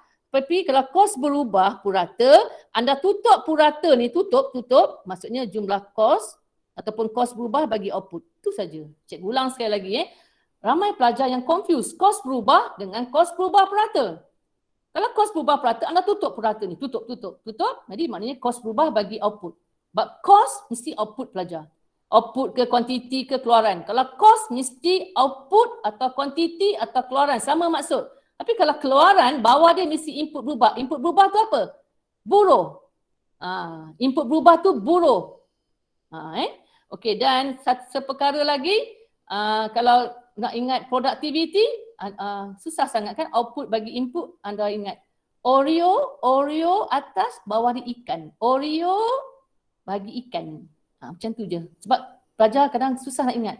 Output, input. Mana ni yang satu? Ingat. Oreo bagi ikan. Dan kat sini, satu lagi untuk anda nak ingatkan ni untung ekonomi. Jumlah hasil maknanya kos eksplisit. Jumlah hasil maknanya kos eksplisit campur kos implisit ni. Tersilap pelajar bukan samaan ni. Betul kan ni? Kos eksplisit campur kos implisit. Macam mana anda nak ingat eksplisit dengan implisit? Dekat-dekat tu. I don't have money. Maknanya implisit ni yang tak nampak tu. Macam contohlah cikgu ada rumah. Rumah tu cikgu jadikan kilang. Contoh kalau cikgu patutnya kena bayar lah. Sewa rumah tu tapi kita tak masuk pun. Jadi I ni maksudnya I don't have money. Kalau eksplisit ni yang nyata, yang nampak. Contoh katakan sewa rumah. Kita kena bayar. Tapi kalau implisit ni tak nampak tu. Contoh kita jadi manager. Maksudnya kita dapat upah manager tu tapi kita tak ambil. Itu maksudnya implisit. Okey, itu sepintas lalu. Kita terus pergi pada rubrik. Okey, rubrik ni 9 markah. 9 markah ni maksudnya tahap 1, tahap 2, tahap 3. Tahap 1 ni maknanya markah dia 1 hingga 3. Tahap 2 markah dia 4 hingga 6. Dan tahap 3 markah dia 7 hingga 9. Okey, cikgu pergi kepada tahap 3 ni. Maknanya dalam nak dapatkan tahap 3 ni maksudnya mesti ada fakta. Jadi huraian lengkap dan pergi huraian mendalam. Mesti betul, tepat, jelas. Matang kita mengemukakan idea tu yang bernas. Kalau katakan bincangkan, perlu ada dua sisi, dua pihak. Lihat soalan lah. Okey, raja lengkap macam tadi tu awak boleh ambil raja yang tadi cikgu nyatakan. Raja lengkap, lepas tu huraian raja pun mesti lengkap. Tak boleh buat je raja, tinggalkan, jangan. Bila awak raja, mesti huraikan. Lepas tu awak hubung kaitkan teori dengan pelbagai topik. Kemudian nyatakan pendirian dengan jelas. Dan akhir sekali buat kesimpulan. Okey, catat sikit sini pelajar. Kesimpulan ni tak macam BM tu. BM ni apa yang dekat kesimpulan ni anda rumuskan ni tak. Kesimpulan ekonomi, apa yang ada kat atas tu jangan awak tulis dekat bawah. Maknanya dekat kesimpulan ni anda tulis benda yang tidak anda nyatakan di atas itu. Contohlah katakan anda ceritakan ke atas ni tentang katakanlah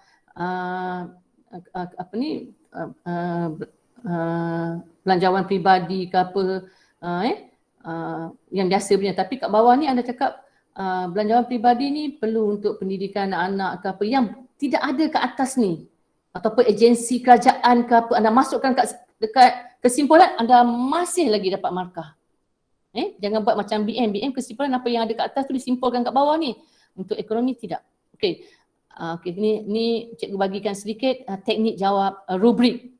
Teknik jawab rubrik ni untuk dapat tahap 3 ni, markah 7 hingga 9 ni, dia perlu ada analisis. Analisis kat mana? Dekat C ni, dekat huraian mendalam. Maknanya A ni fakta, B ni huraian, huraian, C ni huraian secara mendalam. Untuk pengetahuan anda, fakta dia markah dia kan 1 hingga 3. Awak tak perlu tulis fakta banyak. Satu fakta tapi anda huraikan dengan secara mendalam, anda boleh dapat 9. Okey, dekat sini analisis maknanya hujah mendalam ni maknanya sama ada nak, kalau anda pandai buat raja, buat keluk atau kira terpulang. Tapi kalau tak reti, cikgu saya tak reti, tak apa, awak olah dengan jelas. Sebab setiap orang kadang tak sama keupayaan dia. Okey, dekat sini awak kena gunakan penanda wacana. Penanda wacana kesannya lah, selanjutnya lah, seterusnya lah. Macam kat sini, cikgu boleh nyatakan kat sini, fakta, awak nak pergi kepada huraian tu, awak boleh gunakan perkataan oleh itu. Okey, awak nak pergi kepada yang lain pula, pergi kepada kesannya, analisa kan, kesannya. Okey, kita pergi kat sini Okey, sekejap Okey, katakan yang ini Okey, katakan ni soalan yang inflasi tadi ni. Contoh soalan inflasi soalan 9 markah ni, rubrik. 9 markah memang rubrik. Sebenarnya anda jangan takut tu soalan rubrik ni. Soalan rubrik ni tak ada jawapan yang tepat. Anda tulislah. Setiap orang tak sama jawapan dia. Yang penting anda tulis. Apa yang anda fikir, anda tulislah. Walaupun tak dapat macam cikgu nyatakan ni, sekurang-kurangnya awak jangan hantar kertas kosong. Awak tulislah. Okey, kat sini kan dia kata, cadangkan tindakan yang perlu anda. Anda ni maknanya saya lah untuk menangani kesan pada 6A. Dia kan pelajar, dia kata pada 6A, anda kena tengok dalam stimulus ni. Apa kesan dia ni? Menangani apa ni? Oh, menangani inflasi. Dia tak akan cakap, dia tak akan ulang kat sini. Menangani inflasi ke tak ada. Dia akan cakap, cadangkan tindakan yang perlu anda laksanakan untuk menangani kesan tersebut. Kesan sedemikian. Dia tak akan ulang. Bermakna anda kena refer balik dekat stimulus ni. Refer. Dia kata tindakan yang perlu saya laksanakan menangani kesan inflasi ni. Okey. Nyatakanlah kat sini kan. Maksudnya tindakan yang dilakukan oleh saya dalam menangani kesan inflasi ialah merancang dan mengawal perbelanjaan harian. Okey, terus bagi perkataan, gunakan perkataan oleh itu. Oleh itu, saya perlu menyediakan belanjawan peribadi. Lepas tu awak kena tulis sikit definasi dia tu, definasi. Belanjawan peribadi ialah, gunakan perkataan ni, belanjawan peribadi ialah satu anggaran perbelanjaan berdasarkan pendapatan boleh gunakan perkataan ialah. Okey, untuk menguatkan lagi tentang definasi anda tadi ni, untuk menguatkan definisi, anda akan cakap belanjawan peribadi juga. Anda gunakan perkataan juga. Belanjawan peribadi juga merupakan garis panduan menggunakan pendapatan boleh guna yang terhad. Okey. Kalau anda pantas, anda boleh buat jadual belanjawan peribadi. Ada yang kata, cikgu saya tak mahir nak buat jadual. Tak apalah. Yang penting anda olah dengan baik lah. Kalau anda jenis pantas, buatlah belanjawan peribadi. Itu nak menunjukkan inilah. Nak menunjukkan yang kita memang mengawal perbelanjaan harian, merancang. Kita rancang lah. Okey, lepas tu terus pergi kesannya. Kesannya terdapat berbelanja ikut keutamaan, iaitu mengutamakan barang-barang yang penting. Kenapa cikgu buat macam ni? Pada mulanya, anak murid cikgu tak apa reti tu. Dia nak huraikan dari segi fakta, pada huraian secara mendalam.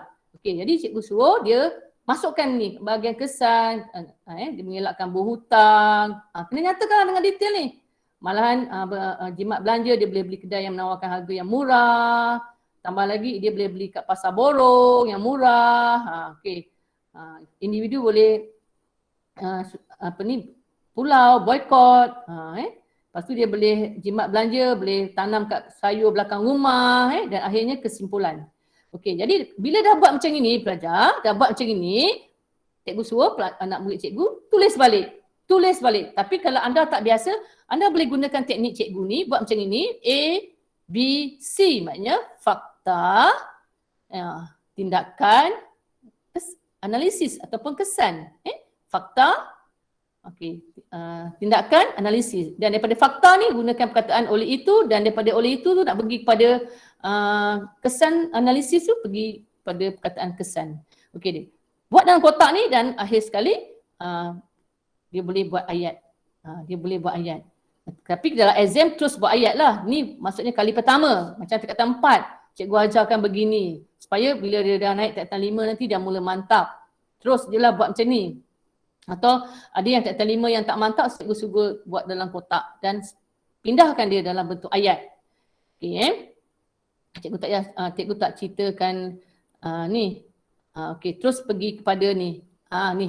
Okey, kalau berkaitan dengan kesan dalam bila nak huraikan tentang ekonomi ni, maknanya kalau berkaitan dengan unit ekonomi iaitu pengguna perkataan ini kena muntahkan balik lah. Maknanya pendapatan boleh guna. Inilah kalau berkaitan dengan isi rumah ni. Pendapatan boleh guna, taraf hidup, kuasa beli, kemampuan, permintaan, kepuasan, tabungan, hutang. Ini kena hafal sedikit pelajar sebab awak nak ulas, inilah dia cerita dia. Okey, kalau FIMA, kos pengeluaran dia macam mana, penawaran dia macam mana, pelaburan, R&D. R&D ni Research and Development, pembangunan dan penyidikan, peluang kerja. Macam mana dengan keuntungan FIMA, ekonomi bidangan. Okey, kerajaan pula. Macam mana dengan pendapatan negara dia, ekspor, import, kalau ada pengangguran ke, pertumbuhan ke, ini kena hafal sedikit pelajar. Okey, jam tinggal 10 minit. Okey, cikgu langkah yang ini yang tu nanti anda bacalah, cikgu pergi yang ini pelajar. Kesan tu cikgu langkah, nanti cikgu minta guru anda lah terangkan pada anda. Okey, yang ini cikgu pergi yang ini. Okey. Okey. Ini soalan terakhir. Soalan keempat. Maklumat berikut berkaitan dengan gaya hidup golongan muda. Gaya hidup golongan muda. Gaya hidup Okey, macam mana gaya hidup golongan muda? Nampak? Dalam ni tak ada bagi dalam kotak Maknanya simula dia tak ada dalam kotak pun. Jadi anda kena lihat ini saja, jangan apa yang anda tahu. Status muflis. Muflis ni apa? Bankrupt. Semakin meningkat dalam kalangan golongan muda. Maknanya golongan muda ni, gaya hidup golongan muda ni ramai yang muflis, ramai bankrupt. Okey, gaya hidup dia macam mana gaya hidup ni? Di luar kemampuan. Apa maksud di luar kemampuan? Dia menjadikan di luar kemampuan ni maknanya dia berbelanja melebihi pendapatan tu. Di kalangan belia. Belia ni budak muda. Ramai yang diisytiharkan muflis. Ramai pinjaman sewa beli dan pinjaman peribadi menjadi punca mereka tak mampu bayar semula pinjaman tersebut. Pinjaman sewa beli dan pinjaman peribadi. Pinjaman sewa beli dan pinjaman peribadi. Ni. Dia dah lain cerita ni tu. Ini cerita lain, pinjaman sewa beli dan pinjaman peribadi. Punca tak mampu bayar semula pinjaman ni. Okey, soalan dia. Mengapakah golongan muda memilih cara hidup? Okey, kata tugas dia mengapa. Kata kunci, golongan muda. Pilih cara hidup. Nampak? Cara hidup macam mana? Tengok cara hidup dia ni. Cara hidup golongan muda ni. Maknanya golongan muda ni, cara hidup ni di luar kemampuan. Maknanya dia berbelanja lebih. Kenapa dia pilih cara hidup sedemikian? Lihat markah dia 6. Macam tu. Okey, bagaimana? Kata tugas, bagaimana? Jenis pinjaman. Okey, lihat sini jenis pinjaman. Pinjaman sewa beli.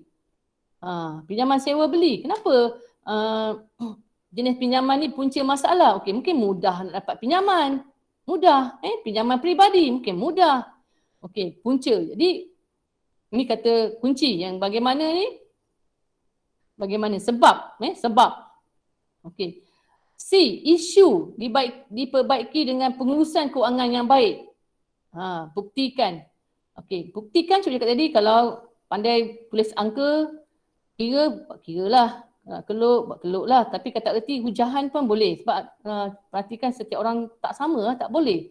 Kalau yang genius tu memanglah dia boleh kuasa isma. Tapi depend awak. Kalau awak nak buat angka pun lambat daripada cikgu, baik anda huraikan saja dengan jelas.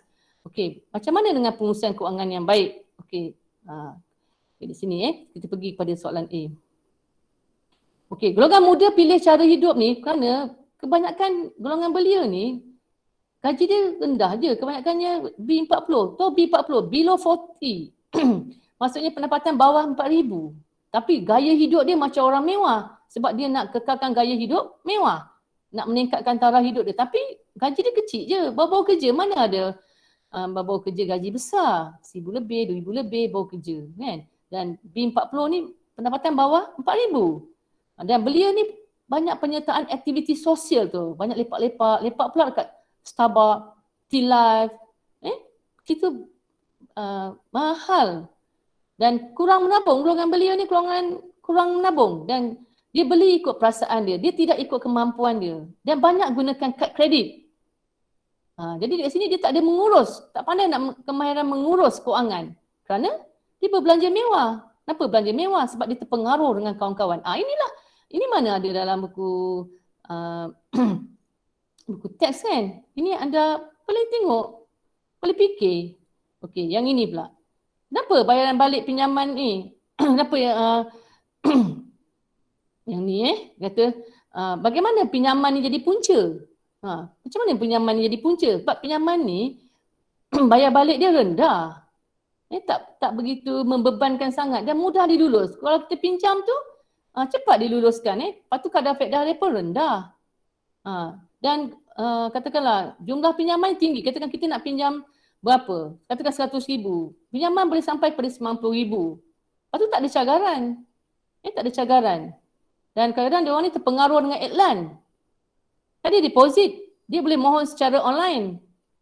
Dan banyak ditawarkan oleh syarikat kewangan yang berlesen. Maknanya beli kenderaan. Dan seterusnya kalau kita perhatikan. Okey, kat sini pelajar. Okey. Dengar betul-betul yang ini yang ini cikgu harap masa yang 5 minit sebelum jam pukul 4 ni ada sesuatu yang awak dapat daripada cikgu. Ada sesuatu yang anda boleh bekalkan untuk anda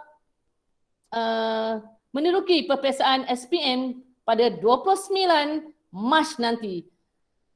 Buat yang terbaik, buat yang terbaik. Biar pemeriksa tanda kertas anda tu, wow, macam tu, wow, hebat betul calon ini.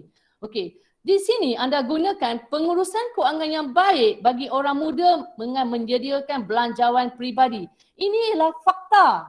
Satu fakta, A1. A ni maknanya fakta. Fakta, satu markah kat sini. Bila anda nyatakan belanjawan peribadi, anda kena nyata apa itu belanjawan peribadi. Apa itu? Anda akan cakap belanjawan peribadi ialah, macam tu. Ialah satu anggaran perbelanjaan seseorang berdasarkan pendapatan boleh guna individu dalam tempoh tertentu. Anda terus pergi B1. B1 anda dah dapat 4 markah. Tak perlu anda nak ceritakan A1, A2, A3. A1 ni, fakta yang A1 ni, anda terangkan dia dah pergi kepada B1. Dah pergi kepada 4 markah, dah masuk tahap 2. Lepas tu, anda nyatakan belanjawan peribadi juga. Juga ni maksudnya nak menguatkan tadi yang anda kata apa itu belanjawan peribadi. Anda dah nyatakan definisi? Definisi? Okey. Bila anda nak menguatkan tentang belanjawan peribadi, anda guna perkataan juga. Belanjawan peribadi juga merupakan garis panduan menggunakan pendapatan boleh guna yang terhad. Dah dapat B1A, dah masuk 5 markah. Belanjawan peribadi mampu mengawal perbelanjaan pengguna untuk memenuhi kehendak yang tidak terhad. Dah masuk 6 markah. Individu yang rasional perlu mengimbangkan perbelanjaan dengan pendapatan boleh guna. Ini dah dapat B1C. Maknanya anda dah dapat 6 markah. Ya, anda dah dapat 6 markah. Okey. Lepas tu, macam mana nak pergi kepada 7? Okey. Semasa merancang belanjawan peribadi, kita perlu susun perbelanjaan mengikut keutamaan dengan dahulukan barang dan perkhidmatan seperti barang keperluan. Bila anda cakap barang keperluan, dia mesti bagi contoh. Tak kira belajar. Kalau anda nyatakan barang kehendak, bagi contoh. Barang keperluan, bagi contoh. Okey. Barang keperluan, 7 markah. Lepas tu anda cakap contoh barang keperluan. Makanan, pakaian, tempat tinggal. Dah pergi C1A. Masih lagi 7 markah. Di samping itu, perbelanjaan terhadap barang kehendak. Nyatakan barang kehendak tu apa? Handphone, hiburan perlu dikurangkan. Dah pergi kepada C1B, 8 markah. Dan belanjawan peribadi yang baik mestilah perbelanjaan individu kurang daripada pendapatan boleh guna. Dapat C1C. 8 markah. Dan keadaan belanjawan lebihan membolehkan individu menabung. Tengok dah masuk cerita menabung. Menabung Okey, kemudian. Okey. Sebaiknya dalam belanjawan peribadi elakkan individu daripada berhutang. Ini cerita berhutang pula dengan melakukan perbelanjaan melebihi pendapatan boleh guna. Maknanya disuruh elakkan berhutang. Dah C1E. Ini dah dapat 9 markah pelajar. Kadang pelajar yang baik dia boleh jejak kepada berbelas-belas 13, 14. Dia tulis dia 4 markah. Dia tulis dapat markah. Jika majoriti golongan muda, kita refer pada soalan, melaksanakan belanjawan peribadi, maka tindakan tersebut boleh bantu kerajaan mengelakkan kenaikan harga barang. Nampak? Dan boleh mencegah, mengurangkan tekanan inflasi. Nampak? Dah pergi sini pula, inflasi. Tadi dia kata berhutang, yang ini dia ceritakan tentang inflasi. Okey, rumusannya, seperti tadi saya cakap, rumusannya jangan ambil balik apa yang dah cerita kat sini, berhutang lah, inflasi dah. Rumusannya matlamat peribadi seperti memiliki kereta ke, rumah ke, berkahwin ke, tak kira lah, ambil satu saja. Rumusannya matlamat peribadi seperti contohlah berkahwin ataupun memulakan perniagaan ataupun pendidikan untuk anak-anak. Ambil satu pun cukup pelajar. Lebih mudah dipenuhi dengan melaksanakan belanjawan peribadi. Jadi daripada sini, cikgu ceritakan kat sini, 9 markah ni maknanya idea, kefahaman, lepas tu banyakkan analisis. Maknanya fakta satu pun cukup, tapi kita huraikan secara mendalam. Jadi dekat sini rumusannya, kalau yang rubrik ni tadi, yang ni maknanya kalau katakan menyediakan belanjawan peribadi, nyatakan apa tu belanjawan peribadi, gunakan perkataan ialah belanjawan peribadi ialah. Lepas tu nak menguatkan dia, kita gunakan perkataan juga. Lepas tu kita terus ceritakan, nyatakan secara huraian belanjawan peribadi ni macam mana, perlu imbangkan perbelanjaan. Lepas tu terus pergi, kita nak pergi kepada C, kita terus pergi beralih ke cerita lain. Maksudnya kita susun ni, kita utamakan barang yang penting, barang keperluan, nyatakan barang keperluan. Kalau katakan barang kendak, nyatakan barang kendak. Lepas tu kita kaitkanlah belanjawan peribadi ni, maksudnya kita kaitkan, elakkan daripada berhutang lah, lepas tu kita kaitkan dengan kerajaan, elak inflasi lah apa. Maknanya kita pergi berubah. Itulah yang dikatakan kesannya. Okey, setakat itu pelajar, jam telah menghampiri 4 petang. Minta maaf banyak-banyak kerana tak dapat cikgu nak terangkan sebab anda daripada pagi, cikgu faham penat. Cikgu harap 2 jam bersama dengan cikgu, ada sesuatu yang kamu dapat, ada sesuatu yang kamu boleh bekalkan untuk peperiksaan SPM 2021, yang mana kalau anda boleh, anda usaha lebih, sepastinya insya-Allah anda akan mendapat keputusan yang cemerlang. Okey. Ada sebarang pertanyaan? Ada sebarang pertanyaan?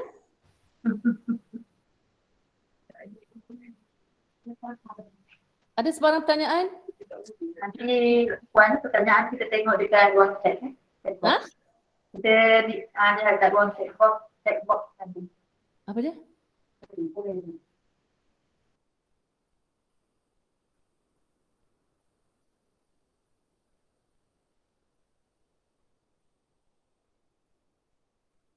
Apa dia? Ada apa-apa tak nak tanya apa? Saya tak nampak sini. Apa dia? Apa nanti kita lihat di ruang komen ya Puan? Okey. Itu saja ya, saya serahkan. Kalau tak ada pertanyaan apa, saya serahkan kepada moderator.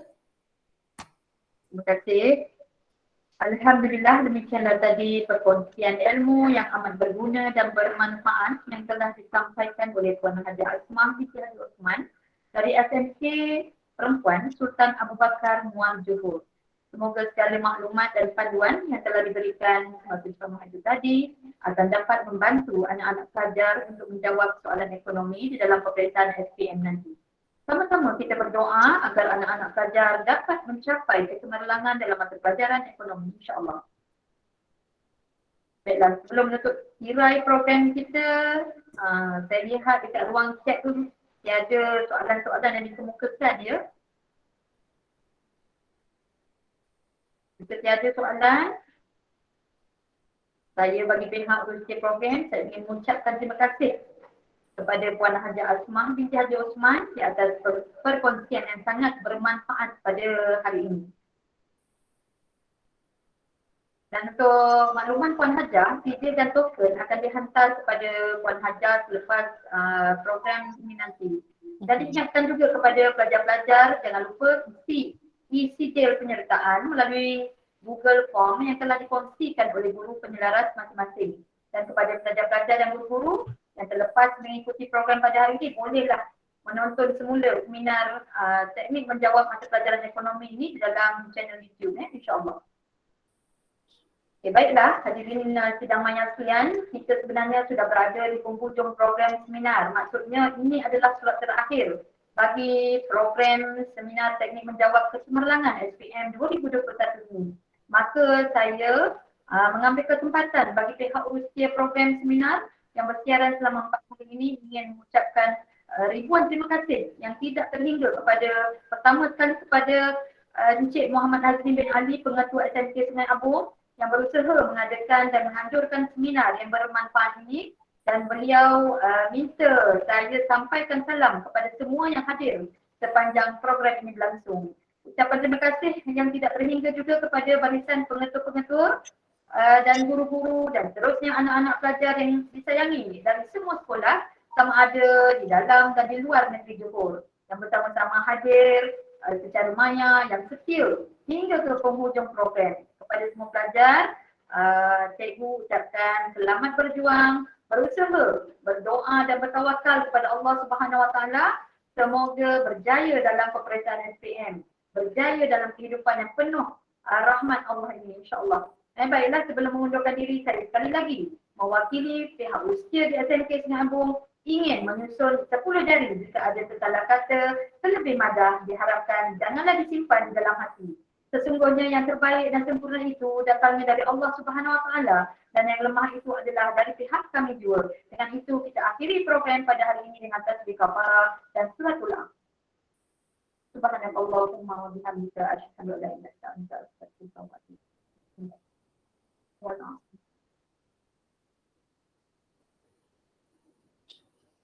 Wabillahi taufiq wal hidayah. Wassalamualaikum warahmatullahi wabarakatuh. Sekian, terima kasih dan jumpa lagi semua insya-Allah.